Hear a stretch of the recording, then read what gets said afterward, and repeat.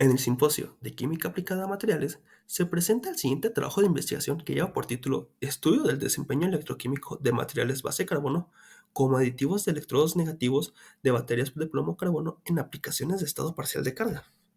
Como una introducción, las baterías plomo-carbono son una nueva tecnología que provienen de las baterías plomo-ácido, en las cuales se usan los aditivos de materiales base carbono que ayudan a provocar una modificación en la química del electrodo negativo, incrementando el área superficial, creando nuevos centros de reacción y mejorando la distribución del sulfato de plomo. Estas características provocan en la batería una mejora en la capacidad de ciclos de carga y descarga y tengan una mayor durabilidad y eficiencia. También, estas baterías son ideales para sistemas de energía renovables, vehículos eléctricos y híbridos y aplicaciones industriales debido a su fiabilidad y coste. Como objetivo, se quiere evaluar el desempeño de novedosos materiales base carbono como aditivo en ánodos de baterías avanzadas plomo-carbono para almacenamientos de energía en aplicaciones que exijan un estado parcial de carga.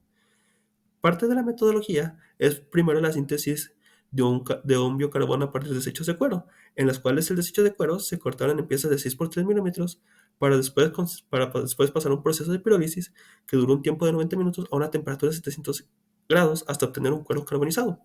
Para la activación de los materiales base carbono, se mezclaron estos materiales con hojuelas de hidróxido de potasio para pasar a un proceso de pirólisis. El material obtenido pasó por un proceso de neutralización de pH con ácido nítrico y posteriormente pasó por un proceso de filtración y de secado. Los productos obtenidos se etiquetaron como CMA para el carbón mineral activado y AB7 para el biocarbón de residuos de cuero. Para la síntesis del biocarbón CKW6, primero se recolectó el carrizo en Monclova, Coahuila. El carrizo se dejó bajo el sol durante 2 horas y posteriormente se almacenó en un contenedor para evitar contaminaciones. Después se realizó un proceso de molienda y tamizado para obtener un tamaño de partícula más uniforme y finalmente se realizó un tratamiento térmico controlado que duró 15 minutos a 435 grados centígrados. El biocarbón de desecho de carrizo se etiquetó como CKW6. Para la fabricación de los electrodos negativos, primero se pesaron los materiales en una relación en peso y posteriormente se pusieron en un mortero de ágata en la cual se le fue añadiendo agua desionizada y ácido sulfúrico hasta formar una pasta. Esta pasta se colocó en una rejilla de plomo y después de colocar esta pasta se realizó un proceso de curado y posteriormente un proceso de secado para obtener así el electrodo negativo. Para formar las celdas, los electrodos se envolvieron en fibras de polipropileno y después se colocaron dos electrodos positivos alrededor del electrodo negativo. Ya después de la celda formada, se colocó en un recipiente de la celda con 50 mililitros de ácido sulfúrico. Una vez ya montada esta celda, se procede a realizar el proceso de formación y acondicionamiento. Después de estos procesos de formación y acondicionamiento, se realizó una prueba de RX para saber si los electrodos cambiaban de fase de óxido de plomo a una fase de plomo metálico. Los electrodos CMA y AB7 siguieron mostrando presencia de óxido de plomo, mientras que el electrodo CKW6 no mostró presencia de óxido de plomo. En general, los tres también mostraron mucho contenido de sulfato de plomo.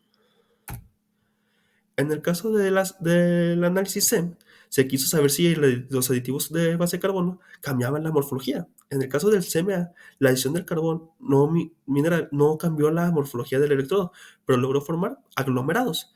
En el caso del AB7, la adición del biocarbón logró cambiar la morfología formando aglomerados en formas de varilla.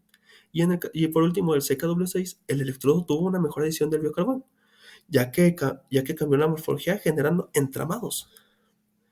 Para las pruebas de estado parcial de carga, la celda que tuvo el peor desempeño fue la celda con el electrodo AB7, debido a que todos sus ciclos se pasaron del voltaje de corte que era de 1.5 volts. En el caso del CMA, tuvo un buen desempeño, manteniendo un promedio de 2 volts y teniendo pocas caídas de voltaje de corte. Y la celda con el electrodo CKW6 fue el que tuvo el mejor desempeño, manteniendo voltajes de 3 volts y teniendo pocos descensos en el voltaje de corte.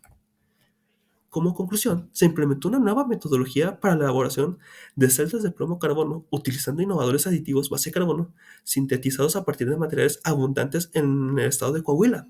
La celda con el electrodo CKW6 fue la que tuvo el mejor desempeño en la prueba de estado parcial de carga.